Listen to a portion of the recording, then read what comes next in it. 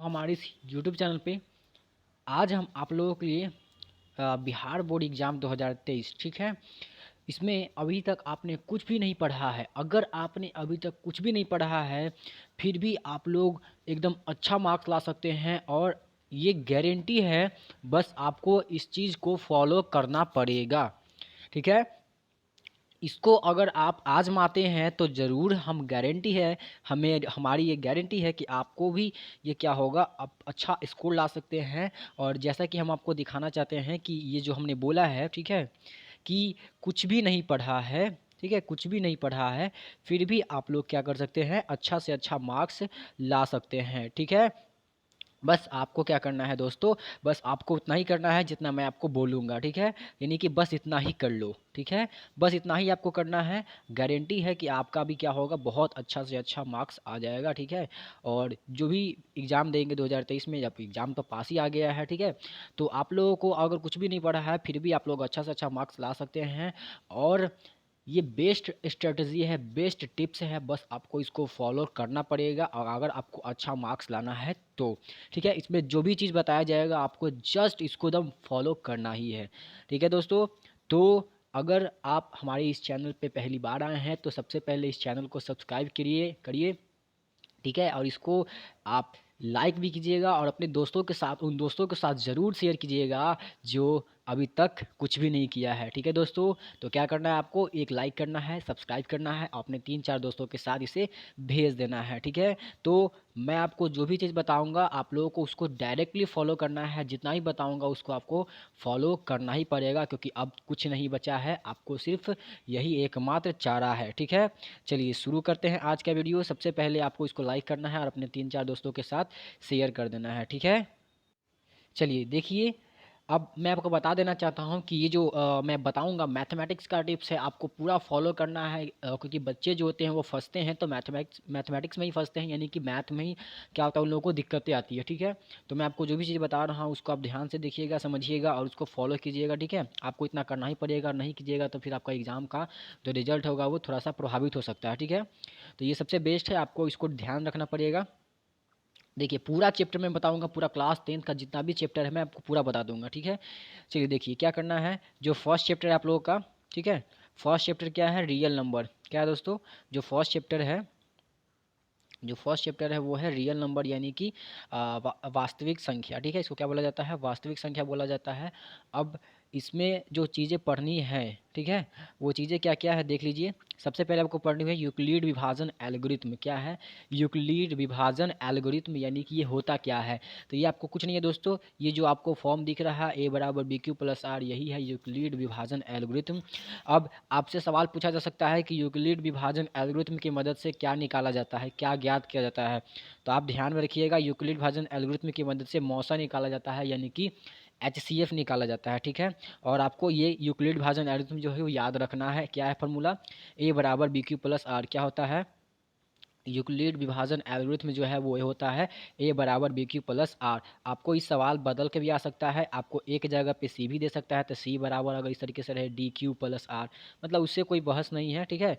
आपको मतलब कंसेप्ट जो है वो, लॉजिक जो है वो क्लियर होना चाहिए। ए बराबर बी क्यू प्लस आर ये क्या है, यूक्लिड विभाजन एल्गोरिथम है, ठीक है। अगर बात करें इसको हिंदी में क्या बोला जाता है, इसको हिंदी में बोला जाता है भाज्य बराबर भाजक गुने भागफल प्लस शेषफल, ठीक है।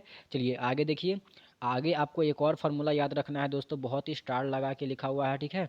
ये क्या है, H C F into L C M बराबर ए इंटू बी होता है। क्या होता है, H C F into L C M बराबर क्या होता है, ए इंटू बी, जहाँ ए का मतलब होता है पहली संख्या, बी का मतलब क्या होता है दूसरी संख्या। ए का मतलब क्या होता है पहली संख्या, बी का मतलब क्या होता है दूसरी संख्या।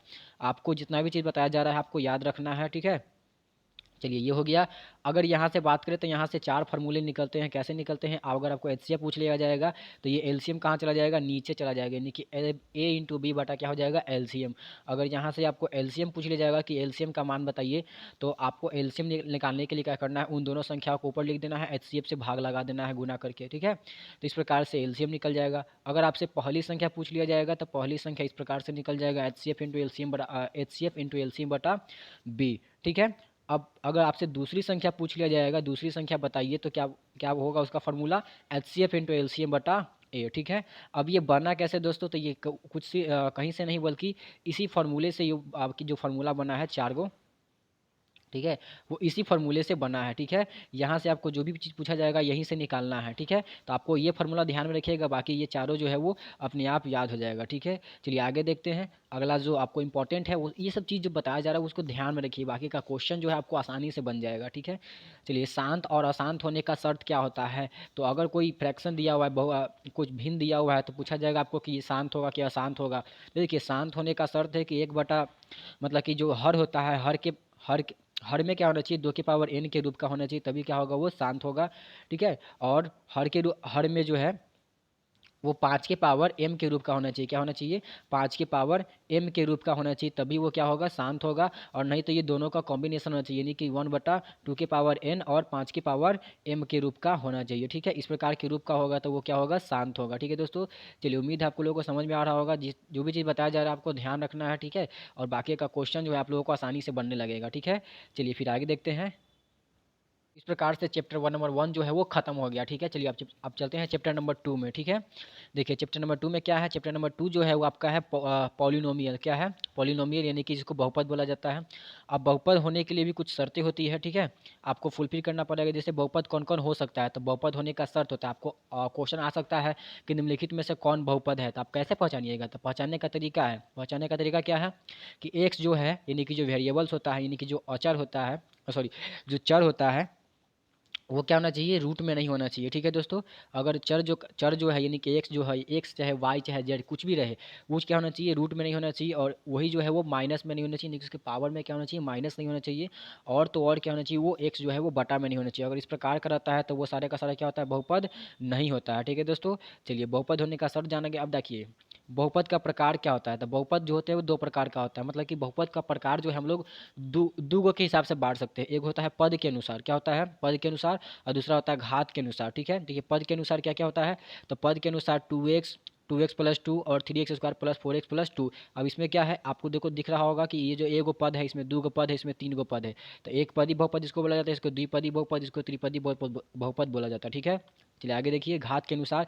तो घात के अनुसार जो होता है वो भी तीन प्रकार का होता है। एक होता है एक घातीय, द्विघातीय और त्रिघातीय। ठीक है, मतलब कि घात में अगर एक है, चर का हाईएस्ट पावर जो है वो एक है तो उसको एक घातीय बोलते हैं। चर का हाईएस्ट पावर जो है दो है तो उसको द्विघातीय बोलेंगे।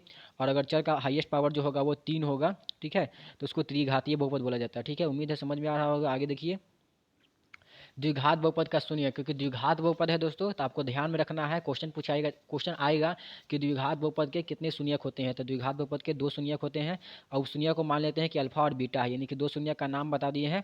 एक होता है अल्फा, एक होता है बीटा। ठीक है, अब आपको ध्यान में रखना क्या है, आपको ध्यान में रखना है कि द्विघात बहुपद जो होते हैं वो किस रूप में होते हैं। द्विघात बहुपद जो होते हैं वो x² + bx + c के रूप में होते हैं। ठीक है, जैसे आपको दिख रहा होगा यहाँ पे लिखा हुआ है 2x² + 4x + 4, ये क्या है, द्विघात बहुपद है। ठीक है, आगे बात करते हैं द्विघात बहुपद के शून्यकों का योगफल आपसे पूछा जा सकता है, तो आपको फार्मूला याद रखना है।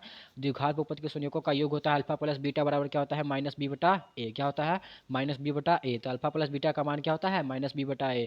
अगर आपसे अल्फा इंटू बीटा का मान पूछा जाएगा, यानी कि शून्यकों का गुणनफल पूछा जाएगा, तो वो होता है c/a। क्या होता है, c/a। चलिए आगे देखिए, आगे बात करें अगर हम, तो अगर द्विघात बहुपद ही पूछ लिया जाएगा आपसे, तो द्विघात बहुपद का भी फार्मूला होता है, वो होता है a × x² - alpha plus beta into x plus alpha into beta. ठीक है, अगर द्विघात बहुपद पूछ लिया जाएगा, जैसे कि आपको द्विघात बहुपद कब पूछेगा, द्विघात बहुपद पूछेगा जब जब आपको शून्यकों का योगफल, यानी कि ये चीज़ और ये चीज़ आपको दे दिया जाएगा, यानी कि योगफल दे देगा, गुणनफल दे देगा, आपसे पूछेगा द्विघात बहुपद। आपको कुछ नहीं करना है, आपको ये याद रहेगा। तो इसमें क्या करना है, आपको पुट रख देना है, यानी कि ए प्लस अल्फा प्लस बीटा का मान रख देना है, अल्फा इंटू बीटा का मान रखना है, और जो आंसर निकल के आएगा वही क्या होता है, द्विघात बहुपद होता है। ठीक है, चलिए आगे बात करते हैं त्रिघात बहुपद के बारे में। तो त्रिघात बहुपद का शून्यक जो होता है वो तीन गो निकलता है। कै गो निकलता है, तीन गो, यानी कि आपसे पूछा जाएगा कि त्रिघात बहुपद के शून्यकों की संख्या कितनी होती है, तो क्या बताइएगा, तीन होता है, यानी कि त्रिघात बहुपद के शून्यकों की संख्या तीन होती है।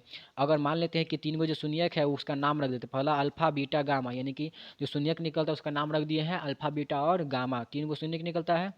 अब आपसे पूछा जाएगा त्रिघात बहुपद का व्यापक रूप क्या होता है, तो आपको ध्यान में रखना है ax³ + bx² + cx + d, ये होता है त्रिघात बहुपद का व्यापक रूप, यानी कि त्रिघात बहुपद अगर होगा तो वो इसी रूप में होगा। ठीक है, आपको यहाँ पे एग्जांपल दिख रहा होगा 6x³ + 4x² + 3x + 4, ये क्या है, त्रिघात बहुपद का एक उदाहरण दिया हुआ है। ठीक है, चलिए उम्मीद है समझ में आ रहा होगा। आगे देखिए आगे अगर बात करें alpha plus beta plus gamma, यानी कि आपको शून्यकों का योगफल पूछा जाएगा, तो आपको फार्मूला याद रखना है। Alpha plus beta plus gamma का फार्मूला क्या होता है? माइनस बी बटा ए, ठीक है। आपसे अगर alpha into beta into gamma का मान पूछे जाएंगे, यानी कि अगर गुणनफल पूछा जाएगा, तीनों शून्यकों का गुणनफल पूछा जाए, तो वो क्या होता है? माइनस डी बटा ए। क्या होता है? माइनस डी बटा ए। चलिए आगे देखिए। आगे आपसे अगर पूछा जाएगा शून्यकों का गुणनफल, but taking two at a time, यानी कि मतलब कि दो को एक के जोड़े ले लेके क्या करना है? हमको गुणनफल निकालना है, योगफल निकालना है। तो उसका फार्मूला होता है सी बटा ए। पढ़ते कैसे हैं? तो पढ़ते हैं अल्फा इंटू बीटा, पढ़ते कैसे हैं? Alpha into beta plus beta into gamma plus gamma into alpha क्या होता है? सी बटा ए, ठीक है। आपको ये सारा का सारा फार्मूला ध्यान में रखना है, ये एकदम इंपॉर्टेंट है। आपको ये चीज़ अगर ध्यान में रहेगा दोस्तों, तो आपको पूरा का पूरा क्वेश्चन जो है वो आसानी से बनेगा, ठीक है। अगर वीडियो इन्फॉर्म अच्छा लग रहा होगा दोस्तों, तो इसे एक लाइक ज़रूर कीजिएगा। इसमें बहुत मेहनत से बनाया गया है, ठीक है। तो आपको क्या करना है? इसको लाइक करना है, ठीक है। चलिए आगे देखते हैं। ये चैप्टर नंबर 2 की बात रही, ठीक है। चलिए अगर आपसे ये पूछ लिया जाएगा, त्रिघात बहुपद ही पूछ लिया जाएगा, तो त्रिघात बहुपद भी निकालने का फॉर्मूला होता है। त्रिघात बहुपद के लिए आपको शून्यकों का योगफल, यानी कि alpha plus beta plus gamma दे दिया जाएगा। Alpha into beta plus beta into gamma plus gamma into alpha, इसका मान दे दिया जाएगा। Alpha into beta into gamma का मान दे दिया जाएगा। अगर दे दिया जाएगा तो आपको क्या पूछेगा? त्रिघात बहुपद पूछेगा, लेकिन ये सवाल अभी आता नहीं है, ठीक है। तो त्रिघात बहुपद पूछा जाएगा, तो आपको क्या करना है? X Q minus alpha plus beta plus gamma into x square plus alpha into beta plus beta into gamma plus gamma into alpha into x minus alpha into beta into gamma, इस पे रख देना है। आपको ये त्रिघात बहुपद आसानी से निकल के आ जाएगा आपका। अब आप इसको याद कैसे रखिएगा? तो याद करने का भी सिंपल तरीका है दोस्तों। त्रिघात बहुपद है, क्या है? त्रिघात बहुपद है, तो त्रिघात बहुपद में सबसे पहले एक्स क्यू लिखाएगा। क्या लिखाएगा? X Q लिखाएगा। उसके बाद माइनस लगेगा। अब माइनस के बाद आपको क्या करना है? साइन चेंज करते जाना है। पहले माइनस, फिर प्लस, फिर माइनस, फिर प्लस, फिर माइनस, फिर प्लस, मतलब इस तरीके से चेंज करना है, ठीक है। देखिए यहाँ माइनस था, फिर यहाँ प्लस आ गया, फिर यहाँ माइनस आ गया, इस टाइप के आप देख रहे होंगे। चलिए फिर आगे देखिए। तो अगर आप देखिएगा तो एक्स क्यू हो गया, फिर माइनस हो गया, फिर alpha plus beta plus gamma हो गया, फिर एक्स क्यू के बाद क्या हो गया? एक्स स्क्वायर हो गया, यानी कि एक पावर कम गया, ठीक है। और फिर माइनस के बाद क्या हो गया? प्लस हो गया, ठीक है। फिर क्या किया? अल्फा बीटा, बीटा गामा और गामा अल्फा सबको जोड़ के लिख दिया। और उसके बाद एक्स क्यू था, यहाँ यहाँ एक्स स्क्वायर था, तो यहाँ क्या हो गया? एक्स हो गया। फिर यहाँ देखिए माइनस था, यहाँ प्लस था, तो यहाँ क्या हो गया? माइनस हो गया, ठीक है। इस प्रकार से उसके बाद लास्ट में क्या लिख दिया? Alpha into beta into gamma. तो इसका ये क्या निकल के आएगा? ये त्रिघात बहुपद निकल के आएगा, ठीक है। तो उम्मीद है कि ये चैप्टर नंबर 2 भी खत्म हो गया। अब आगे चलते हैं चैप्टर नंबर 3 में। तो चैप्टर नंबर 3 में किस टाइप का क्वेश्चन आ सकता है? देखिए चैप्टर नंबर 3 जो है उसका नाम है pair of linear equation in two variables. क्या है? Pair of linear equation in two variables, यानी कि दो चर वाले रैखिक समीकरण का युग्म, ठीक है। अब आपको इसमें क्या करना है? इसमें आपको कुछ नहीं करना है। इसका मैंने पहले से ही एक वीडियो स्पेसिफिक बनाया हुआ कि वन शॉट में इसको कैसे कवर किया जाएगा, ठीक है। तो आपको क्या करना है? कुछ नहीं करना है दोस्तों। आपको ये चैप्टर फिनिश किया हुआ है इन वन शॉट, ठीक है, यानी कि एक वीडियो में ही बताया हुआ हूँ। आपको क्या करना है? आप हमारे चैनल पे जाइएगा और चैनल पे जाकर के आप वन शॉट का एक होगा, ठीक है, जो हरा कलर का थंबनेल होगा, ठीक है, उसको आपको देख लेना है, ठीक है। और नहीं तो आपको इस वीडियो का जो लिंक है इस वीडियो के आई टैब में या फिर डिस्क्रिप्शन में हम दे दिए देंगे, ठीक है। तो आपको क्या करना है? उसको ध्यान से देख लीजिएगा। आपसे क्या होगा? वहाँ से आपको चैप्टर नंबर 3 जो है वो फिनिश हो जाएगा, खत्म हो जाएगा, ठीक है। और उसमें क्या हुआ है? आपको वन शॉट में पूरा चैप्टर बताया हुआ है, प्लस में उसमें क्या है? क्वेश्चन भी करवाए हुए, यानी कि ऑब्जेक्टिव भी हम करवा चुके हैं उसमें। तो आपको ध्यान से उस वीडियो को देख लेना है और समझ लेना है, और उसको भी एक लाइक कर दीजिएगा, ठीक है। चलिए आगे देखिए चैप्टर नंबर 4 में चलते हैं। तो चैप्टर नंबर 4 जो है उसका नाम है क्वाड्रेटिक इक्वेशन। क्या है? क्वाड्रेटिक इक्वेशन, यानी कि इसको हिंदी में द्विघात समीकरण बोला जाता है। क्या बोला जाता है? द्विघात समीकरण। चलिए आगे देखिए। अगर हम बात करें इसका व्यापक रूप का, तो द्विघात समीकरण का व्यापक रूप क्या होता है? यानी कि द्विघात समीकरण जो होता है वह किस रूप में होता है? तो आपको इस चेहरा पहचान में आना चाहिए कि जो चेहरा है a x square plus b x plus c बराबर जीरो, इसी को द्विघात समीकरण बोला जाता है। यानी कि द्विघात समीकरण जब भी होगा तो वो इसी रूप में होगा, यानी कि ए एक्स स्क्वायर क्या होगा? A x square plus b x plus c के रूप में होगा, ठीक है। और नहीं तो द्विघात बहुपद नहीं होगा वो, ठीक है। आपसे सवाल में पूछा जा सकता है कि निम्नलिखित में से कौन द्विघात समीकरण है? तो आपको उसको सॉल्व करना पड़ेगा। सॉल्व करने के बाद अगर इस रूप में आ रहा है, यानी कि a x square plus b x plus c बराबर जीरो के रूप में आ रहा है, तब वो क्या होगा? द्विघात समीकरण हो जाएगा। अगर बात करें द्विघात समीकरण का जीरो क्या को निकलता है, शून्य क्या को निकलता है, तो इसका भी शून्य क्या को निकलता है? दो को निकलता है। यानी कि द्विघात समीकरण है, घात दो है, तो घात दो है तो दो को शून्य निकलेगा, घात तीन है तो तीन को शून्य निकलेगा। इस प्रकार से आपको याद रखना है। चलिए आगे देखते हैं द्विघात समीकरण को हल करने की विधि। तो द्विघात समीकरण को हल करने का 3 मेथड है, ठीक है। एक है गुणनखंड विधि, एक है पूर्ण वर्ग यानी कि बाई कंप्लीटिंग स्क्वायर मेथड इसको बोला जाता है, एक है फार्मूला से। तो आपको क्या करना है? आपको करना यही है कि गुणनखंड विधि से हम बता देंगे आपको। आपको इस चैनल से बने रहना है, इसको आप सपोर्ट कीजिए, ठीक है। आप जितना ज़्यादा सपोर्ट कीजिएगा आपको उतना ज़्यादा इन्फॉर्मेटिव जो है वो आपको मैं बनाऊँगा, ठीक है। आपको क्या करना है बस इसको गुणनखंड विधि में बता दूंगा और कंप्लीटिंग स्क्वायर मेथड और बाय द फार्मूला के लिए आपको क्या करना है अभी फिलहाल इस फार्मूले को याद रखना है, ठीक है। ये जो फार्मूला है एक्स बराबर minus b plus minus root under d बटा टू है, ये फार्मूला आपको ध्यान में रखना है। इसी फार्मूले से आप हर एक क्वेश्चन को बना सकते हैं, ठीक है। इसमें जो डी है इस डी को बोला जाता है विविक्तर, क्या बोला जाता है विविक्तर, इसी को विवेचक भी बोला जाता है। और डी निकालने का भी फार्मूला होता है, डी निकालने का फार्मूला क्या होता है बी स्क्वायर माइनस फोर ए सी, क्या होता है बी स्क्वायर माइनस फोर ए सी। अब आप सोच रहे होंगे कि बी क्या है, ठीक है, ये बी क्या है, ये ए क्या है, ये सी क्या है, तो आपको पता होगा, हमने बताया है, अभी बताया है कि जो द्विघात समीकरण होता है वो इस रूप में होता है, किस रूप में होता है तो a x square plus b x plus c के रूप में होता है, यानी कि इसमें ए बी सी पता है, वैसा ही आपको छाट लेना है, ठीक है। तो इस प्रकार से आपको क्या करना है डी का फार्मूला लगा करके डी निकाल लेना है, आपको एक्स का मान यहाँ से निकाल लेना है, ठीक है। अब देखिए जो d है, अगर d का जो मान है वो ग्रेटर देन जीरो होता है, अगर d का मान ग्रेटर देन जीरो होता है तो दोनों जो मूल होगा वो क्या होगा वास्तविक होगा, क्या होगा वास्तविक होगा और असमान होगा, यानी कि दोनों जो मूल आएगा और वास्तविक तो होगा लेकिन दोनों असमान आएगा, यानी कि एगो दूसरा एगो कोई और आएगा एगो कोई और आएगा, नहीं मतलब कि दोनों सेम सेम नहीं आएगा, ठीक है। अगर बात करें दूसरा केस में क्या है d is less than zero, तो d अगर लेस देन जीरो है तो इसमें कोई मूल वास्तविक नहीं होता है, इसमें मूल्य नहीं निकलता है, ठीक है। आपको इसमें कंडीशन बता कर लिख देना होता है, ठीक है। चलिए आगे देखते हैं, अगर डी जो है इक्वल टू जीरो है, यानी कि डी का मान जो है वो जीरो के बराबर आ जाएगा, तो उसमें क्या होता है दोनों का जो मूल होता है वो वास्तविक और समान होता है, यानी कि दोनों रूट आएगा, जो जीरो आएगा वो क्या होगा वो वास्तविक होगा और उसमें क्या होगा समान हो, यानी कि दोनों सेम ही आ जाएगा, ठीक है। चलिए आगे देखते हैं। इस प्रकार से ये चैप्टर जो होगा वो आप लोगों को आसानी से समझ में आ, तो इस प्रकार से चैप्टर नंबर 4 यानी कि द्विघात समीकरण खत्म हो गया दोस्तों। अब हम लोग एंटर कर रहे हैं चैप्टर नंबर 5 यानी कि अर्थमेटिक प्रोग्रेशन, जिसको समांतर श्रेणी बोला जाता है, ठीक है। चलिए देखिए समांतर श्रेणी में आपको क्या क्या पढ़ना है। समांतर श्रेणी आपको देखिए क्या करना है, तो समांतर श्रेणी से आपको क्वेश्चन आएगा तो कैसे डील करना है, देखिए कैसे करना है। जो एपी है इस एपी को जांचने के लिए आपको क्या करना है, हमेशा आपको सार्वंतर ध्यान में रखना है। सार्वंतर क्या होता है मैं आपको बताऊंगा सार्वंतर क्या होता है। पहले आपको ध्यान में रखना है कि एपी चैप्टर से क्वेश्चन किस टाइप का आएगा, ठीक है। चलिए देखिए सबसे पहले आपको क्वेश्चन पूछा जा सकता है कि एपी है कि नहीं, इसको पहचानिए। तो एपी है कि नहीं इसको पहचानने के लिए आपको हमेशा सार्वंतर निकालना ही पड़ेगा। सार्वंतर कैसे निकालते हैं मैं आपको बता रहा हूँ, ठीक है। देखिए जैसे ये एपी दिया हुआ है, ठीक है, ये एक सीक्वेंस दिया हुआ है, पैटर्न दिया हुआ है।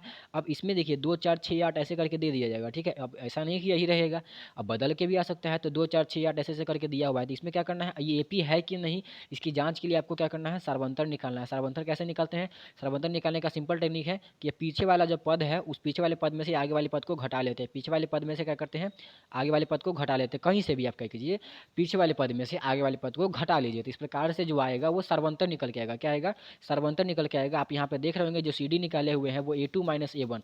अब जो दूसरा पद होता है दूसरा पद को A2 लिखा जाता है और जो पहला पद होता है वो A1 लिखा जाता है, ठीक है। इस प्रकार से जो A2 माइनस A1 की है तो कितना आया है दो आया है, ठीक है। अगर A3 माइनस A2 की यानी कि तीसरका पद में से दूसरका पद को घटाए हैं तो वो भी कितना आया है 2 आया है। तो इस प्रकार से यहाँ जो सी डी निकल के आया है, यहाँ जो सी डी निकल के आया है यानी कि A2 माइनस A1 और A3 माइनस A2 जो है वो दोनों क्या है समान है, यानी कि सेम है। इस प्रकार से यह क्या हो गया दोस्तों ये AP में हो गया, यानी कि यही जांच करने के लिए आपको क्वेश्चन में आ सकता है कि जांच करके बताए कि यह AP में है कि नहीं। तो आपको क्या करना है सार्वंतर निकालना है, सार्वंतर अगर सेम आ जाएगा तो वो AP में हो जाएगा, ठीक है।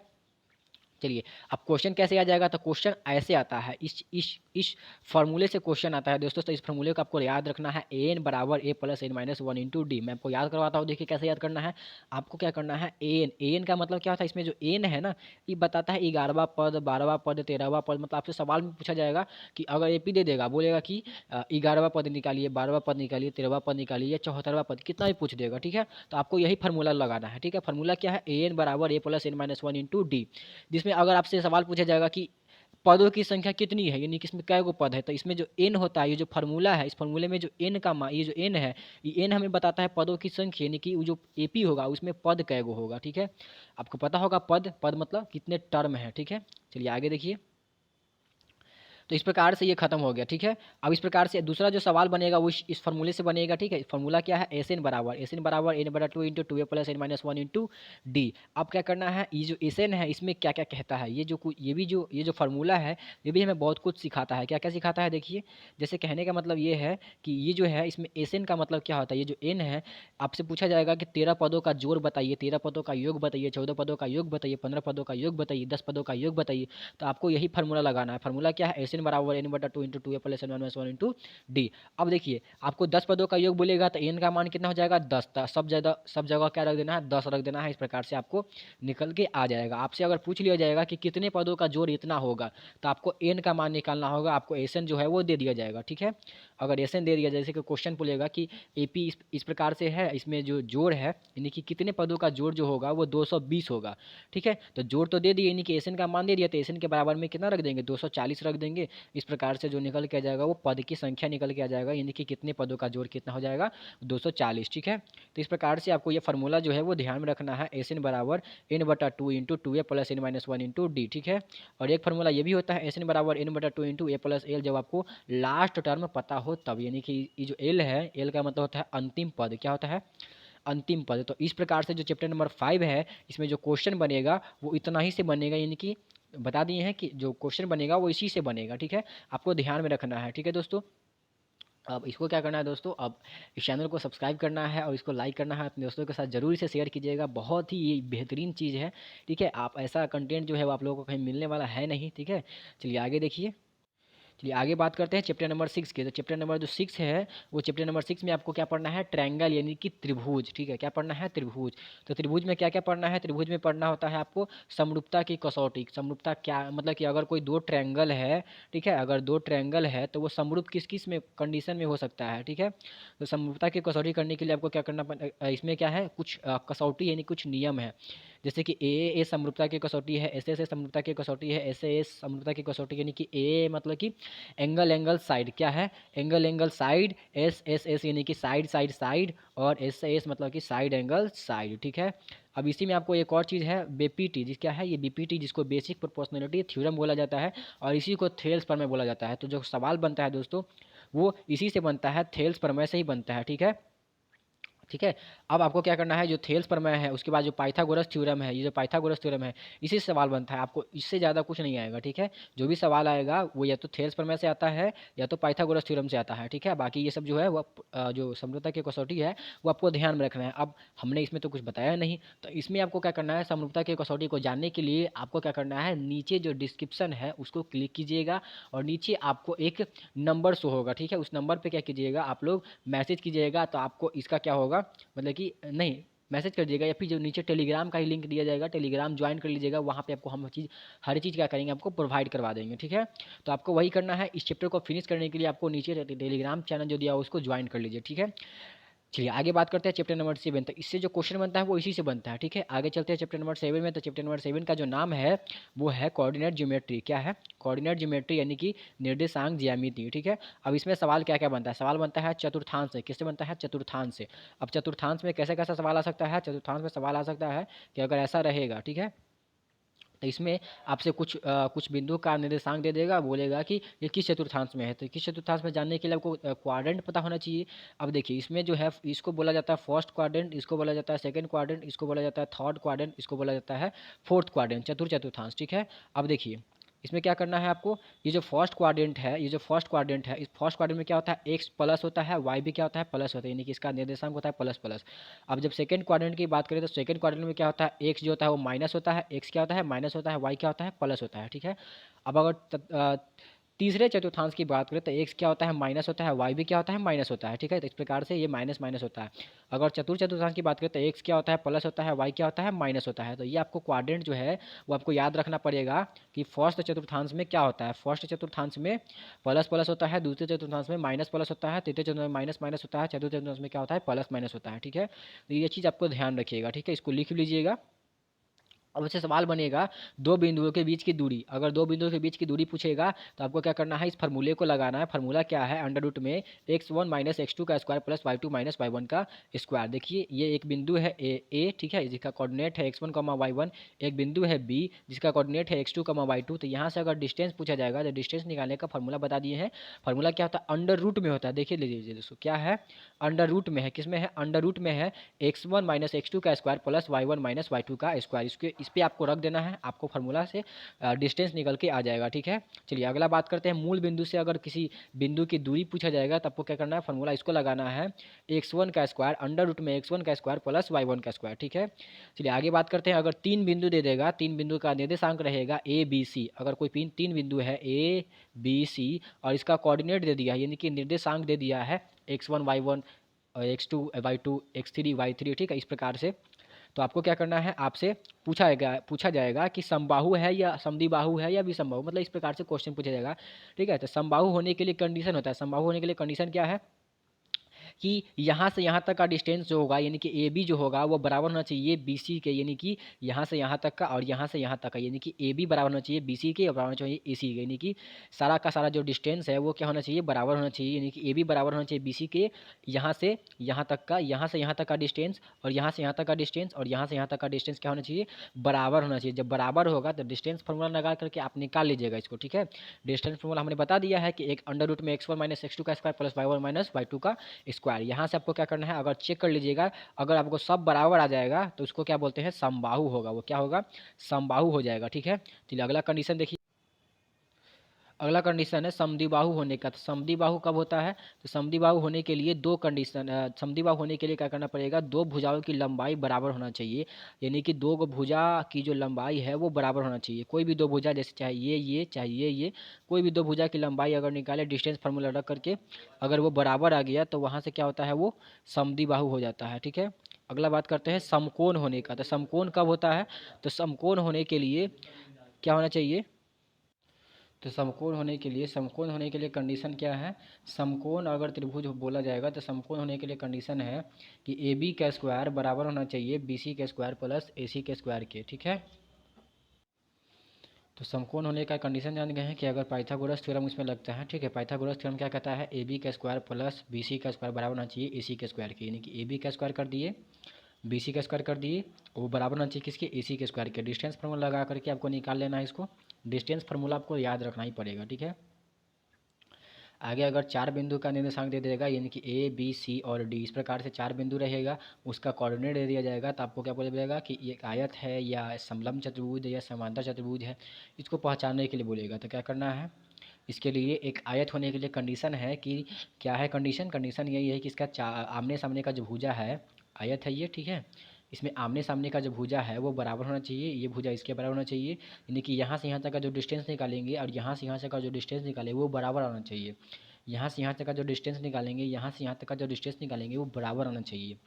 और क्या होना चाहिए कि उसका जो विकर्ण होगा, ये जो विकर्ण होता है, ये विकर्ण की लंबाई भी बराबर होना चाहिए। अगर विकर्ण निकाले यानी कि यहाँ से यहाँ तक का अगर डिस्टेंस निकाले, अगर बराबर आ गया यहाँ से यहाँ तक के डिस्टेंस के, तो वो क्या होता है, आयत हो जाता है, ठीक है। क्या है, आयत हो जाता है। अगर बात करें वर्ग की, तो वर्ग होने के लिए कंडीशन है उसका चारों जो भुजा है वो बराबर होना चाहिए। अब इसमें क्या करना है, इसमें यही करना है कि अगर एक वर्ग है, ठीक है, इस प्रकार से एक वर्ग है, तो इसमें चारों यहाँ से यहाँ तक का डिस्टेंस निकाले, यहाँ से ए से लेकर के बी तक का डिस्टेंस निकाले और वहाँ से बी से लेकर के सी तक का डिस्टेंस निकाले, सी से लेकर के डी तक का डिस्टेंस निकाले और डी से लेकर के ए तक के डिस्टेंस निकाले, सब बराबर आ गया। जब सब बराबर आ जाता है तो उसको वर्ग बोला जाता है।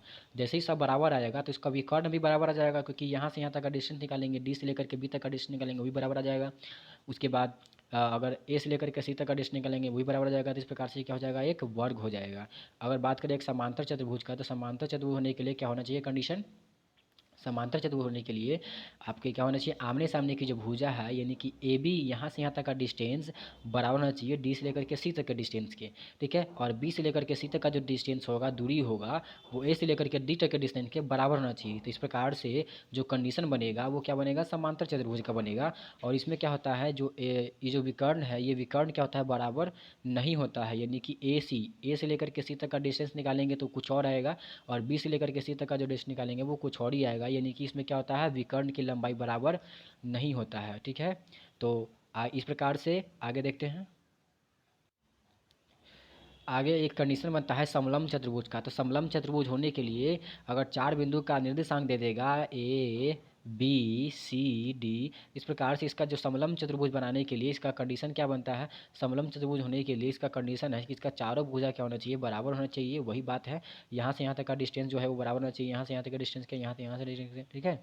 चारों भुजा क्या होना चाहिए, बराबर होना चाहिए। लेकिन कर्ण क्या होगा उसमें, बराबर नहीं होगा, ठीक है। तो इस प्रकार से जो बनेगा वो क्या बनेगा, समलम्ब चतुर्भुज बनेगा। आगे होता है सेक्शन फार्मूला, इसको बोला जाता है विभाजन सूत्र, बहुत इंपॉर्टेंट है, इस एग्जाम में क्वेश्चन आता है। विभाजन सूत्र क्या होता है, तो विभाजन सूत्र बोला जाता है, आपको ये फिगर ध्यान में रखना है। ये फिगर क्या है, ये फिगर है, एक कोई पॉइंट है जिसका कोऑर्डिनेट है x1, y1, एक एक बिंदु है बी जिसका कोऑर्डिनेट यानी कि निर्देशांक है x2, y2, ठीक है। और एक बिंदु P है जिसका जो क्या कर रहा है, इसको m/n के रेशियो में अनुपात में विभाजित करता है, बांटता है। तो पूछा जाएगा कि इसका निर्देशांक क्या होगा। तो इसका निर्देशांक निकालने के लिए क्या करना पड़ता है, आपको इधर से इधर जाना है और इधर से इधर जाना है और इधर से इधर आना है। यानी कि x का कोऑर्डिनेट निकालने के लिए m को क्या करेंगे, पहले x2 से गुना करेंगे, यानी m को x2 से गुना कर दिए, अब फिर n को क्या करेंगे, x1 से गुना करेंगे, कर दिए। अब जैसे ही ये कर दिए, फिर बीच में क्या करना है, ऐसे ही कॉमा लगा देना है और क्या करना है, नीचे क्या करना है, दोनों को आपस में जोड़ देना है, यानी कि m प्लस n को क्या करना है, जोड़ देना है, ठीक है। इस प्रकार से आगे अगर देखते हैं तो अगर y का कोऑर्डिनेट निकालना है तो m को पहले y2 से गुना करेंगे, फिर n को y1 से गुना करेंगे, यानी कि m इंटू क्या हो जाएगा, y2 प्लस क्या हो जाएगा, n इंटू y1। अब बाकी नीचे क्या करना है, m और n को जोड़ के लिख देना है, ठीक है। इस प्रकार से इसको विभाजन सूत्र बोला जाता है, बहुत इंपॉर्टेंट है। आगे देखिए area of triangle, area of triangle क्या होता है, त्रिभुज का क्षेत्रफल पूछा जाएगा, आपको 3 बिंदु का निर्देशांक दे देगा, ठीक है, एक बी सी। इस प्रकार से ए बी सी तीन निर्देशांक दे देगा, बोलेगा कि त्रिभुज का क्षेत्रफल निकालिए। तो निकालने के लिए क्या करना होता है, ये फार्मूला लगाना है, 1/2 into x1 into y2 minus y3 plus x2 into y3 minus y1 plus x3 into y1 minus y2। याद कैसे रखिएगा, तो याद रखने का सिंपल है, आपको याद रखना है 23, 31 और 12। क्या याद रखना है, 23, 31 और 12। अब क्या कीजिएगा, x रख दीजिएगा प्लस x2 और प्लस x3, इसमें देखिए 23 है यानी कि y2 माइनस y3 है, 31 यानी कि y3 माइनस y1 है और 12 यानी कि y1 माइनस y2 है। इस प्रकार से याद रखिएगा। अगर एरिया ऑफ ट्रायंगल जो है, एरिया ऑफ ट्रायंगल यानी कि त्रिभुज का क्षेत्रफल जो अगर 0 के बराबर आ जाता है तो उसको कोलिनियर बोला जाता है, यानी कि संरेखी होता है। कंडीशन बनता है, आपसे पूछा जाएगा कि त्रिभुज का क्षेत्रफल है मतलब कि संरेख है या नहीं, तो इसके लिए क्या कीजिएगा, एरिया ऑफ ट्रायंगल निकालिएगा। एरिया ऑफ ट्रायंगल निकालने के बाद अगर 0 आ जाता है तो उसको कोलिनियर बोला जाता है, यानी कि क्या होता है, संरेख होता है, ठीक है। इस प्रकार से बनता है। ये प्रकार से चैप्टर नंबर 7 जो है दोस्तों वो खत्म हो गया, ठीक है। अब आगे बात करते हैं चैप्टर नंबर 8 की।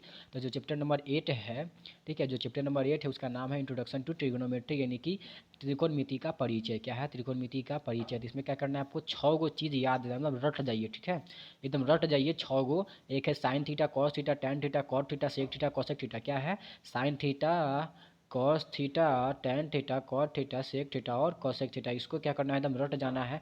यही 6 जो है ना त्रिकोणमिति का अनुपात है, ठीक है। ट्रिग्नोमेट्री जो है ना वो यही है, ठीक है। इसी में आपको पूरा का पूरा ट्रिग्नोमेट्री जो है वो इसी के इधर गिधर है, ठीक है। अब क्या करना है, आपको इसको भी रट जाना है, एकदम याद ही कर जाइए, एकदम ट्रिग्नोमेट्री जो वैल्यू है इसको एकदम याद ही कर जाइए। कैसे याद करना है, देखिए इसमें जो है वो sine theta, cos theta, tan theta, cot theta और कोसेक थीटा, इस सब का वैल्यू दिया हुआ है। क्या है, साइन 0 का मान कितना होता है, साइन 30 का मान कितना होता है, साइन 45 का मान कितना होता है, साइन 60 का मान कितना होता है, साइन 90 का मान होता है। आपको इसको याद रहेगा तो क्वेश्चन आसानी से बन जाएगा, ठीक है। साइन 0 का मान 0 होता है, साइन 30 का मान 1/2 होता है, साइन 45 का मान 1/√2 होता है, साइन 60 का मान √3/2 होता है, साइन 90 का मान 1 होता है। आपको क्या करना है, बस इसी चीज़ को याद कर लेना है, बस ए को याद करिएगा। इसके बाद क्या करना है, इसको घुमा के लिख देना है। देखिए यहाँ पे एक, ये जो एक था ये एक यहाँ आ गया है, ये जो √3 था यहाँ आ गया है, ये एक तो इसी है, 1/2 यहाँ आ गया है, 0 यहाँ आ गया है, ठीक है। इस प्रकार से टैन थीटा का टैन थीटा का एक फॉर्मूला होता है। टैन थीटा का निकालने के लिए, टैन थीटा का निकालने के लिए मान साइन थीटा अब बटा कॉस थीटा में भाग लगा देते हैं, तो क्या होता है, टैन थीटा का मान निकल जाता है, ठीक है। तो इस प्रकार से आपको क्या करना है, ट्रिग्नोमेट्री वैल्यू जो है इसको एकदम पूरा एकदम रट जाइए, जैसे भी करना है इसको एकदम याद कर लीजिए, क्योंकि अब टाइम नहीं है, ठीक है। चलिए आगे बात करते हैं। पाइथागोरस थ्योरम भी एक याद रखिएगा। पाइथागोरस थ्योरम क्या होता है, अगर एक समकोण त्रिभुज है, इस प्रकार से अगर एक समकोण त्रिभुज है तो उसमें जो परपेंडिकुलर का स्क्वायर होता है इसको लंब बोला जाता है, ठीक है। ये जो पी है, इस पी का मतलब परपेंडिकुलर लंब। तो लंब का स्क्वायर प्लस बेस यानी कि आधार का स्क्वायर जो होता है वो हाइपोटेन्यूस के स्क्वायर के बराबर होता है, इसको बोला जाता है पाइथागोरस थ्योरम, ठीक है। तो इस प्रकार से आपको क्या करना है, इसमें आपको ट्रिग्नोमेट्री वैल्यू याद रखना है और ये जो पाइथागोरस थ्योरम है, इस पाइथागोरस थ्योरम को याद रखिएगा, ठीक है। चलिए आगे देखते हैं। आगे जो है वो दो इंपॉर्टेंट फार्मूला है, ठीक है, एकदम जरूरी फार्मूला है। क्या इसका नाम रख दिए हैं, जरूरी फार्मूला है। दुए गो है, क्या गो है, दो एकदम जरूरी फार्मूला है। जरूरी फार्मूला को कैसे याद रखना है, तो जरूरी फार्मूला है एक टैन थीटा एक कॉट थीटा। तो टैन थीटा होता है साइन थीटा बटा कॉस थीटा, क्या होता है, साइन थीटा बटा कॉस थीटा, और इसी का उल्टा क्या होता है, कॉट थीटा, यानी कि कॉस थीटा बटा साइन थीटा। ये एकदम जरूरी है, इसके बिना आपको कोई सवाल नहीं बन सकता, इसलिए दो जरूरी फार्मूला जो है इसको आपको याद रखना है, ठीक है। फार्मूला क्या है, टैन थीटा और कॉट थीटा का। टैन थीटा का होता है साइन थीटा बटा कॉस थीटा, कॉट थीटा का होता है कॉस थीटा बटा साइन थीटा। अब उल्टा फार्मूला भी है एक, उल्टा फार्मूला एकदम एक के रुपया में याद हो जाएगा। आपको क्या करना है, उल्टा फार्मूला को कैसे याद रखना है, देखिए साइन का जो उल्टा होता है वो होता है कॉसेक थीटा, क्या होता है, कॉसेक थीटा होता है। तो साइन थीटा और कॉसेक थीटा अगर गुना के फॉर्म में लिखा रहेगा तो उसका आंसर कितना आएगा, एक आएगा। कितना आएगा, एक आएगा, यानी कि साइन थीटा और इंटू कॉसेक थीटा होगा, इससे कितना आएगा, एक आएगा, ठीक है। इस प्रकार से अगर बात करें अगर हम tan theta into cot theta का, टैन थीटा का उल्टा क्या होता है, कॉट थीटा, दोनों क्या है, गुना में है, इसका आंसर कितना आएगा, एक आएगा। Cosec theta into sec theta, cos theta into sec theta, ये दोनों गुना में है तो इसका आंसर कितना आएगा, एक आएगा। इस प्रकार से यहाँ से तीन और फार्मूले निकलते हैं। कैसे, यहाँ से तीन तीन फार्मूले निकलते हैं। अब इसको कैसे बनाया गया है, देखिए tan theta into cot theta का मान एक होता है, tan theta into cot theta का मान एक होता है, तो यहाँ से टैन थीटा का जो मान होगा वो एक बटा कॉट थीटा हो जाएगा, ठीक है। उसके बाद कॉट थीटा का मान अगर निकालना होगा, उसके बाद अगर कॉट थीटा का मान निकालना होगा तो कॉट थीटा के लिए क्या होता है, वन बटा टैन थीटा। इस प्रकार से अगर ये याद रखिएगा, cos theta into sec theta, तो cos theta into sec theta का मान कितना होता है, एक के बराबर होता है। Cos theta into sec theta का मान अगर एक के बराबर है तो यहाँ से अगर कॉस थीटा पूछा जाएगा तो सेक थीटा इसके भाग में चला जाएगा, यानी कि एक बटा सेक थीटा। अगर सेक थीटा का मान पूछ लिया जाएगा तो एक बटा क्या हो जाएगा, कॉस थीटा, यानी कि कॉस नीचे चल जाएगा, ठीक है। तो इस प्रकार से ये जो उल्टा फार्मूला है, ठीक है, उल्टा फार्मूला जो है इसको ध्यान में रखना है, ठीक है।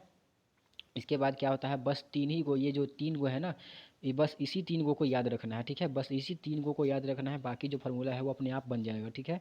क्या होता है, एक होता है sine square theta plus cos square theta का मान एक होता है, sine square theta plus cos square theta का मान कितना होता है, एक होता है। और sec square theta minus tan square theta, sec square theta minus tan square theta का मान कितना होता है, एक होता है। और cosec square theta minus cot square theta का मान कितना होता है, एक होता है। बस इसी तीन गो को आप को याद रखना है, बाकी फार्मूला अपने आप बनेगा, ठीक है। कैसे बनेगा, देखिए अगर sign square theta plus cos square theta का मान अगर एक है, तो अगर यहाँ से अगर हम साइन स्क्वायर थीटा का मान पूछ लेते हैं तो साइन स्क्वायर थीटा का मान क्या हो जाएगा, ई उन्ने चल जाएगा, यानी कि one minus cos square theta हो जाएगा।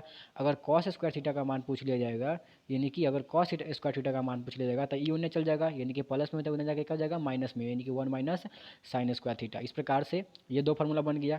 अगर बात करें आगे हम साइन थीटा की, अगर यहाँ से साइन थीटा का मान पूछ लिया जाएगा तो स्क्वायर जो है उधर जाएगा तो रूट में बदल जाएगा, तो क्या हो जाता है, one minus cos square theta. इस प्रकार से अगर यहाँ कॉस स्क्वायर थीटा है, अगर कॉस थीटा का मान पूछा जाएगा तो स्क्वायर उड़ने जाएगा तो रूट बदल जाएगा, यानी कि अंडर रूट में one minus sign square theta. तो इस प्रकार से ये तीन गो फार्मूला है। बाकी जो है ये जो तीन फार्मूला है, sine square theta plus cos square theta से आप बता दिए हैं, cosec square theta minus cot square theta और sec square theta minus tan square theta से आप लोग खुद बना सकते हैं, ठीक है। चलिए आगे देखते हैं। चलिए आगे देखते हैं, sec square theta minus tan square theta से बना दिए हैं। कैसे करना है, अगर सेक स्क्वायर थीटा का मान पूछा जाएगा तो ये उन्ने चल जाएगा, यानी कि one plus tan square theta हो जाएगा। अगर यहाँ से सेक स्क्वायर थीटा का मान पता चल गया, अगर सेक थीटा का मान पूछा जाएगा तो स्क्वायर उधर जाके रूट में बदल जाएगा, ठीक है। आगे बात करते हैं टैन स्क्वायर थीटा की, तो टैन स्क्वायर थीटा का मान पूछा जाएगा तो टैन स्क्वायर थीटा उन्ने चल जाएगा तो प्लस में हो जाएगा, ये नहीं आ जाएगा तो माइनस में हो जाएगा, यानी कि टैन स्क्वायर थीटा क्या हो जाएगा, sec square theta minus one. इस प्रकार से आगे देखते हैं, अगर टैन स्क्वायर थीटा का मान पता चल गया तो टैन थीटा का मान निकालना आसान हो गया, स्क्वायर में जाएगा रूट बदल जाएगा, यानी कि sec square theta minus one हो जाएगा। बाकी जो ये जो है cosec square theta minus cot square theta बराबर एक, ये जो चार, इसका चार को आप खुद बनाइएगा, खुद बना करके इसके कमेंट में ज़रूर डाल दीजिएगा, ठीक है। कमेंट बॉक्स में लिख देना इसका आंसर। आगे देखते हैं चैप्टर नंबर 9, चैप्टर नंबर 9 की तरफ चलते हैं। चैप्टर नंबर 9 जो है वो क्या है, एप्लीकेशन ऑफ ट्रिगोनोमेट्री, यानी कि त्रिकोणमिति का अनुप्रयोग। क्या है, त्रिकोणमिति का अनुप्रयोग। तो इसमें जो सवाल बनता है वो बनता है मीनार की ऊंचाई, टावर की ऊंचाई और खंबा की ऊंचाई, यानी कि आपसे सवाल जो आएगा वो इसी टाइप का आएगा। आपसे पूछ लेगा मीनार की ऊंचाई, टावर की ऊंचाई, खंबा की ऊंचाई, कुछों की ऊंचाई पूछ लेगा, तो आपको क्या करना है, बस इसी दो कोण को याद रखना है, 30 डिग्री, 45 डिग्री और 60 डिग्री। क्वेश्चन जो में जो एंगल बनता है वह यही तीन को बनता है, 30 डिग्री बनेगा, 45 डिग्री बनेगा या तो 60 डिग्री बना है। अब क्वेश्चन बनेगा कैसे, तो क्वेश्चन बनाने के लिए आपको ये चीज़ याद रखना है, ये जो रेशियो है, अगर 45 डिग्री का कोण बनता है, बोलेगा कि अगर किसी टावर की ऊंचाई जो है वो अगर अगर किसी मीनार की जो हाइट है निकालने के लिए बोलिएगा, और धरती से अगर कोई बंदा देखता है यहाँ से अगर देखता है तो इसके साथ जो एंगल बनता है वो 45 डिग्री का बनता है। तो इस प्रकार से अगर टावर की ऊंचाई पूछी जाएगा तो आपको ये रेशियो याद रखना है, 1:1√3। क्या होता है? 1:1√3। 45 वाला में रेशियो क्या होता है? 1:1√3 का होता है, ठीक है। और जो 30 या 60 रहेगा तो उसमें होता है √3 1 और 2 का, √3 1 और 2 का। तो इस प्रकार से ये रेशियो याद रखिएगा तो आपको क्वेश्चन आसानी से बन जाएगा। बस इस रेशियो को याद रखिए। क्वेश्चन कैसे आता है, आप क्वेश्चन दिखाते हैं। अगर क्वेश्चन बोलेगा कि भूमि के एक बिंदु से इस प्रकार से क्वेश्चन रहेगा, भूमि के एक बिंदु से मीनार का जो शिखर है, इस प्रकार से ये मीनार है, इस मीनार को मान लिए हैं ए बी क्या है? मीनार है। तो मीनार के शिखर का उन्नयन कोण जो है वो 30 डिग्री है। तो इस प्रकार से 30 डिग्री है तो बोलेगा अगर भूमि के एक बिंदु से ये जो मीनार का शिखर का जो उन्नयन कोण यहाँ से देखा जा रहा है ये 30 मीटर की दूरी पर है, ठीक है। तो इससे बोलेगा कि आप मीनार की ऊंचाई ज्ञात कीजिए। तो मीनार की ऊंचाई निकालने के लिए क्या करना है, ये चीज़ देखिएगा कि ये जो 30 मीटर है, एक्चुअली ये 30 डिग्री है, यानी कि ये वाला है, ये 30 डिग्री 60 डिग्री वाला है। देखिए ये जो 30 है ये क्या है? ये दिया हुआ ए बी का मान, ठीक है। ए बी का मान दिया हुआ, यानी किसका मान दिया हुआ है? तो हमको क्या निकालना है? ये निकालना है। तो इसको निकालने के लिए इसको क्या करना पड़ेगा? आपको डिवाइड लगा देना पड़ेगा, ठीक है। तो इस प्रकार से आपको क्या करना पड़ेगा, इसमें ये जो है ये क्या है, इस प्रकार से ऐसे बन रहा था एंगल, ठीक है। यहाँ से 45 डिग्री का एंगल बन रहा था, 45 डिग्री नहीं 30 डिग्री का एंगल बन रहा था, ठीक है। तो 30 डिग्री का एंगल बन रहा था, ठीक है, इस प्रकार से था, और 30 डिग्री का एंगल बना रहा था। तो एक्चुअली में क्या है, इसका रेशियो आपको याद रखना पड़ेगा। अगर 30 डिग्री का बनेगा तो इसके सामने 1 होता है ये, ठीक है, और ये क्या होता है? √3 होता है, और ये क्या होता है? 2 होता है, ठीक है। तो इस प्रकार से ये 30 जो है वो इसका मान दिया हुआ है, हमको क्या निकालना है? ये निकालना है। तो इस प्रकार से यहाँ क्या करना पड़ेगा आपको? थोड़ा सा भाग लगा देना पड़ेगा, ठीक है। तो इस प्रकार से यहाँ पे क्या होगा, टावर की ऊंचाई या मीनार की ऊंचाई निकल के आ जाएगा, ठीक है। तो इस प्रकार से क्वेश्चन बनता है। अगला जो चैप्टर है वो है सर्कल। क्या है? सर्कल यानी कि वृत्त, ठीक है। तो वृत्त में आपको दो चीज़ रखना है, वृत्त का क्षेत्रफल क्या होता है? πr², और वृत्त का परिधि क्या होता है? 2πr। ये दो चीज़ जो है वो आपको ध्यान में रखना है, ठीक है। तो इसमें क्या करना है, आपको दो चीज़ याद रखना है, वृत्त का क्षेत्रफल और वृत्त की परिधि। वृत्त का क्षेत्रफल क्या होता है? πr², वृत्त की परिधि क्या होता है? 2πr, ठीक है। आगे बात करते हैं वृत्त के स्पर्श रेखा। तो वृत्त के स्पर्श रेखा जिसको टेंजेंट टू सर्कल बोला जाता है। देखिए टेंजेंट क्या होता है, जैसे अगर बात करें ये सर्कल है, ठीक है, ये सर्कल है, इस सर्कल से क्या करना है, जो सर्कल है इस सर्कल से अगर हम बात करें टेंजेंट कैसे होता है, टेंजेंट अगर बाहर कोई पॉइंट है और इससे अगर टच करते जाता है तो इसको टेंजेंट बोला जाता है। बाहर से क्या होता है, दो गो टेंजेंट खिंचाता है, ठीक है। तो इस प्रकार से यहाँ से हम क्या कर सकते हैं, दो गो टेंजेंट खींच सकते हैं। तो वृत्त के स्पर्श रेखा इसी को बोला जाता है। अगर कोई पॉइंट बाहर दे दिया जाएगा तो उससे क्या करता है, दो गो स्पर्श रेखा हम खींच सकते हैं, ठीक है, इसी को टेंजेंट बोला जाता है। अब इसका गुण क्या होता है, इसकी प्रॉपर्टीज, इसमें कुछ प्रॉपर्टीज होती है। गुण क्या होता है, अगर कोई बाहर से दो गो टेंजेंट है, इस प्रकार से टेंजेंट अगर हम खींचते हैं, ठीक है, तो टेंजेंट जो होता है वो इक्वी डिस्टेंस होता है, यानी कि टेंजेंट का जो डिस्टेंस होता है वो दोनों का क्या होता है, बराबर होता है। यानी कि अगर दो हम टेंजेंट खींचे हैं, एक का नाम रख देते हैं ओ बी, एक का नाम रख देते हैं ओ सी, ठीक है। तो ओ से लेकर के ए तक का जो डिस्टेंस होगा वो बराबर होगा ओ से लेकर के सी तक का डिस्टेंस के, ठीक है। तो इस प्रकार से ये इसका गुण होता है, खासियत होता है। आगे बात करते हैं एक बिंदु से, वही बात है, अगर कोई सर्कल है तो सर्कल के वृत्त पर से स्पर्श के रेखाओं की संख्या कितनी होती है। यानी कि अगर पॉइंट जो है वो सर्कल के अंदर है तो स्पर्श रेखा नहीं खिंचाता है, उसमें क्या होता है, सेकेंड खिंचाता है, यानी कि वो स्पर्श रेखा नहीं, उसको छेदक रेखा बोला जाता है, ठीक है। अगर कोई सर्कल है, इस प्रकार से सर्कल है, ठीक है, और जो बिंदु है वो जो पॉइंट है वो पॉइंट अगर सर्कल के ऊपर है, इसी के ऊपर है, तो अगर इसी के ऊपर है तो इससे क्या होता है, एक गो टेंजेंट खिंचा सकता है, ठीक है। तो आपको ध्यान में रखना है, अगर पॉइंट जो है सर्कल के अंदर है तो उससे सेकंड नहीं खिंचाता है, मतलब कि टेंजेंट नहीं खिंचाता है, सेकंड खिंचाता है, ठीक है, छेदक रेखा जिसको बोला जाता है। और अगर बिंदु जो है वो सर्कल के ऊपर है, कहीं एक पर है, तो उसे क्या होता है, एक गो स्पर्श रेखा खिंचा सकता है। आगे बात करते हैं, अगर बिंदु जो है वो सर्कल के बाहर है, जैसे सर्कल के बाहर एक बिंदु ए है, ठीक है, तो यहाँ से क्या होता है, दो गो स्पर्श रेखा खींच सकते हैं, एक यहाँ से ये खींच दिए और एक यहाँ से ये खींच दिए, तो ये दो स्पर्श रेखा हो गया। अब इसकी खासियत यही होती है कि अगर ए बी एक टेंजेंट है और एक ए सी है तो यहाँ से यहाँ तक का डिस्टेंस, यहाँ से यहाँ का डिस्टेंस क्या होता है, बराबर होता है। अगर आपको ये डिस्टेंस दे देगा 20 मीटर तो ये भी डिस्टेंस क्या हो जाएगा, 20 मीटर हो जाएगा। तो आपको ये चीज़ ध्यान में रखना है, ठीक है। अब एक इसमें क्या है, एक थ्योरम है, इसमें एक थ्योरम है। थ्योरम क्या है, थ्योरम यही है कि अगर कोई सर्कल से अगर कोई टेंजेंट खींचा हुआ इस प्रकार से टेंजेंट है तो वो क्या होता है, ये जो टेंजेंट है, ठीक है, इस प्रकार से टेंजेंट जो खींचा हुआ है, तो ये टेंजेंट जो होता है यहाँ पे क्या होता है, अगर कोई सर्कल के सेंटर से इस प्रकार से खींचते हैं तो वो क्या होता है, लंब होता है। ये जो रेडियस क्या होता है, सर्कल के टेंजेंट पे लंब होता है। और बता देना चाहते हैं, ठीक है, कि यहाँ जो एंगल बनता है, ठीक है, यहाँ जो एंगल बनता है ये एंगल बराबर होता है, ठीक है, और ये जो क्या होता है ये अर्धक होता है, ठीक है, क्या होता है अर्धक होता है, आधा आधा करता है ये, ठीक है। तो ये एक थ्योरम है, आपको थ्योरम क्या रखना है, आपको याद रखना है, ठीक है। आप बुक में देख लीजिएगा, इसका थ्योरम जो है वो दिया हुआ है, ठीक है। बाकी जो है वो नीचे डिस्क्रिप्शन में भी हम आपको दे देंगे, ठीक है। इसका पीडीएफ अगर पूरा चाहिए होगा, पूरा पीडीएफ, तो नीचे टेलीग्राम चैनल का लिंक दिया हुआ, वहाँ से ज्वाइन हो जाइएगा, ठीक है। इसका पूरा पीडीएफ ले ही लीजिएगा, ठीक है। पूरा पीडीएफ लेकर के लिख करके एकदम पूरा एकदम एकदम एकदम गर्दा गर्दा छोड़ा देना है, ठीक है। तो इस प्रकार से आपका जो सर्कल चैप्टर है वो फिनिश हो गया। इतना ही पढ़ना है, ठीक है। आपको इतना एकदम ध्यान में रखना ही पड़ेगा, ठीक है। आगे बढ़ते हैं, आगे आते हैं। अगला जो चैप्टर आएगा आप लोग का, ठीक है, वो आएगा एरिया रिलेटेड टू सर्कल, यानी कि वृत्त से संबंधित क्षेत्रफल आएगा। तो वृत्त से संबंधित जो क्षेत्रफल होता है उसमें आपको क्या क्या चीज़ याद रखना है, तो इसमें आपको याद रखना है वृत्त का क्षेत्रफल, जो कि मैंने पहले बता दिया है। वृत्त का क्षेत्रफल जो हमने बताया है वो आपको यहाँ पे लिख देना है। वृत्त की परिधि जो बताया है वो यहाँ पे लिख देना है। वृत्त की परिधि क्या होता है वो आपको ध्यान में होगा, ठीक है। चलिए आगे, अभी हमने बताया ना सर्कल चैप्टर में वृत्त का क्षेत्रफल और वृत्त की परिधि, उसको आप यहाँ पे लिख लीजिएगा। आगे बात करते हैं त्रिज्या खंड का क्षेत्रफल कहते हैं। त्रिज्या खंड का क्षेत्रफल जो होता है उसका फॉर्मूला होता है थीटा बटा 360 डिग्री गुने पाई आर स्क्वायर। और वृत्ताखंड का जो क्षेत्रफल होता है, ठीक है, जो वृत्ताखंड का जो क्षेत्रफल होता है, ये वृत्ताखंड का क्षेत्रफल का फॉर्मूला क्या होता है, ये जो वृत्ताखंड है, ये जो वृत्ताखंड है, इस वृत्ताखंड का क्षेत्रफल का फॉर्मूला होता है,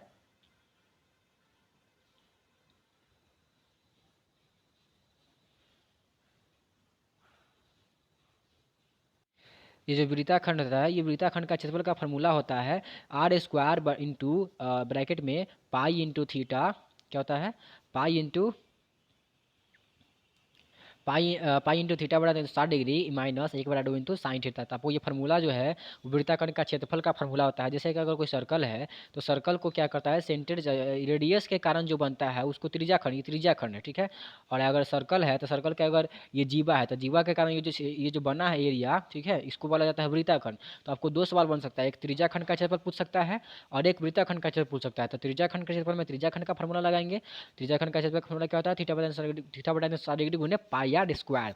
और वृत्ताखंड का क्षेत्रफल में वृत्ताखंड का फार्मूला लगाएंगे, ठीक है। इस प्रकार से ये चैप्टर क्या हो गया, फिनिश, ठीक है। अगला जो चैप्टर है आप लोग का, अगला जो चैप्टर है वो है सरफेस एरिया एंड वॉल्यूम। क्या है, सरफेस एरिया एंड वॉल्यूम, यानी कि पृष्ठीय क्षेत्रफल और आयतन। तो इसमें जो सवाल बनता है वो बनता है घन, घनाभ, बेलन, शंकु और गोला से। आपको क्या करना है, क्लास 9th में जो है वो आपको पढ़ाया जाता है कि घन, घनाभ, बेलन, शंकु, गोला का क्षेत्रफल का फार्मूला क्या होता है, आयतन का फार्मूला क्या होता है और वक्र पृष्ठ का क्षेत्रफल का फार्मूला क्या होता है। आपको क्या करना है, उस पूरे फार्मूले को लिख लेना है। लिखने के बाद उससे जो सवाल बनता है उस सवाल को हम आपको बता देंगे, ठीक है। इसकी वीडियो में आपको दे दिया जाएगा कि ठीक है आपको कैसे सवाल बनेगा। तो आपको पहले क्या करना है, ऑल फार्मूला जो होता है उस ऑल फार्मूले को आपको लिख लेना है, घन, घनाभ, बेलन, शंकु, गोला का, ठीक है। तो इस प्रकार से आपको इस सवाल जो बनता है वो बनता है खिलौना, बर्तन और रूपों के परिवर्तन से। इस प्रकार से अगर किसी ठोस को अगर बदल दिया जाएगा दूसरे रूप में तो उससे सवाल बनता है, ठीक है। तो सवाल बनाने के लिए आपको हर एक चैप्टर का फार्मूला आपको याद रखना पड़ेगा। घन का, घनाभ का, बेलन का, शंकु का, गोला का। तो आपको ऑल फार्मूला जो है वो कहाँ मिलेगा, तो आपको ऑल फार्मूला जो है वो आपको हमारे चैनल पर ही मिलेगा, ठीक है। आपको क्या करना है, बस इसको सब्सक्राइब करके रखिएगा। आपको हर एक चीज़ जो है वो लेटेस्ट एकदम अच्छे से एकदम आसानी से समझा दिया जाएगा, ठीक है। आपको देख ही रहेंगे कि पूरा चैप्टर हमने फिनिश कर चुका है, ठीक है। अब ज़्यादा कुछ है नहीं, कुछ चीज़ें और बची हुई है। सवाल बनता है वो यही बनता है। आपको क्या करना है, घन, घनाभ, बेलन, शंकु, गोला जो है वो आप किसी बच्चे से या 9th क्लास का जो बच्चा होगा उससे आप क्या करिएगा, पूरा फार्मूला ले लीजिएगा। नहीं तो आपको क्या करना है, जो नीचे जो है वो टेलीग्राम चैनल का लिंक दिया हुआ है, ठीक है, वहाँ से आप ज्वाइन हो जाइएगा। तो आपको मैं इसका पीडीएफ जो है वो प्रोवाइड कर दूंगा, ठीक है। ये देखते हैं आगे जो चैप्टर है वो है प्रोबेबिलिटी। क्या है, प्रोबेबिलिटी यानी कि प्रायिकता। तो प्रायिकता में जो सवाल बनता है वो इसी से बनता है।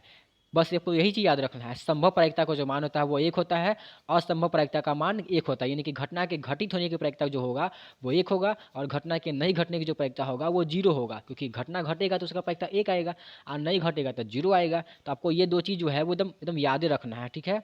अब प्रायिकता का जो मान होता है वो कहाँ से कहाँ तक होता है, तो प्रायिकता का जो मान होता है वो 0 से 1 तक होता है। आपको याद रखना होगा कि प्रायिकता का जो मान होता है यानी कि किसी घटना के घटित होने की जो मान होता है, प्रायिकता का जो मान होता है वो या तो 0 होगा या तो 1 होगा। यानी कि 0 भी हो सकता है, 1 भी हो सकता है। यानी कि 0 भी होगा, 1 भी होगा और 0 और 1 के बीच में भी हो सकता है, लेकिन इससे ज़्यादा नहीं होगा। 0 से ज़्यादा नहीं होगा और 1 से ज़्यादा नहीं हो सकता है, ठीक है। आगे अगर बात करें किसी घटना ई है, कोई घटना है, ठीक है, जैसे पासा को फेंक दिए तब पासा पर 6 आने की प्रायिकता पूछ जाएगा। अगर लूडो पासा खेलते हैं तो उसमें 2 आने की प्रायिकता पूछ देगा, 2 आने की प्रायिकता। तो इस प्रकार से कैसे बनाइएगा, तो किसी भी घटना के घटित होने की जो प्रायिकता होता है उसका फार्मूला सिंपल होता है, आपको याद रखना पड़ेगा। किसी घटना के घटित होने की जो प्रायिकता होता है वो होता है यही पी अनुकूल परिणामों की संख्या, क्या होता है ई के। तो घटना कोई भी घटना है तो कोई भी घटना के घटित होने की जो प्रायिकता होता है उसका फार्मूला आपको याद रखना पड़ेगा। घटना घटित होने की प्रायिकता क्या होता है, इवेंट जो इवेंट है उसके अनुकूल उसके फेवर में कितना, फेवर में परिणामों की संख्या कितना है और जो कुल संभव परिणाम है यानी कि टोटल कितना आ सकता है। जैसे अगर किसी पासा को फेंकते हैं तो पासा बोलेगा 4 आने की प्रायिकता, तो 4 आने की प्रायिकता ये कितनी होती है, 4 कितना होता है, एक को तो 4 होता है। तो उसके फेवर में यानी कि घटना जो घटा है लूडो पासा फेंकना, तो उसमें क्या है घटना के अनुकूल यानी कि ई मतलब घटना इवेंट, तो उसके अनुकूल उसके फेवर में कै गो संख्या है, कै गो आ सकता है, 4, एक गो आ सकता है। अब बटा कुल संभव परिणामों की संख्या यानी कि कै गो टोटल आ सकता है, टोटल कै गो आ सकता है तो 6 गो, ये तो 1 आएगा, 2 आएगा, 3 आएगा, 4 आएगा या 5 आएगा, ये तो 6 आएगा, यानी कि 6 इसी 6 गो आ सकता है। तो 1/6 इसका आंसर होता है। ठीक है, तो इस प्रकार से आपको याद रखना पड़ेगा। ठीक है, बाकी क्वेश्चन जो है वो आपके आसानी से बनेगा। ठीक है, अब देखिए कोई भी प्रोबेबिलिटी है यानी कि कोई भी घटना है तो उसके घटित होने की प्रायिकता और नहीं इवेंट नॉट नहीं घट किसी घटना के घटित होने की प्रायिकता और उस घटना के नहीं घटने की प्रायिकता का जो जोड़ होता है वो उसका मान कितना होता है, 1 होता है। क्या होता है, 1 होता है। अगर कोई घटना है उसके घटित होने की प्रायिकता पता है और उसकी घटना के घटित नहीं होने की प्रायिकता है तो उसका जो जोड़ होता है वो कितना होता है, 1 होता है। तो इस प्रकार से जो दोस्तों पूरा का पूरा जो क्लास 10 का जो मैथमेटिक्स था वो पूरा ख़त्म हो गया है। ठीक है, अब आप लोगों को इसको बताना है कि ये वीडियो जो है वो आप लोगों को कैसा लगा है, और अगर दोस्तों अच्छा लगा है, पूरा वीडियो अगर समझ में आ गया है तो आप इसको लाइक कीजिए और अपने दोस्तों के साथ ज़रूर शेयर कीजिए। ठीक है, बाकी ये वीडियो आपको कैसा लगा इसका फीडबैक देने के लिए आप अपना सलाह जो है वो आपके इस वीडियो के कमेंट बॉक्स में ज़रूर बताइएगा। ठीक है, इससे हमें पता चलेगा कि हमारा जो वीडियो है यानी कि जो हम बनाए हैं पूरा क्लास 10 का जो मैथमेटिक्स है, जो बच्चा नहीं भी पढ़ा है उस वीडियो को पूरा देख लेगा।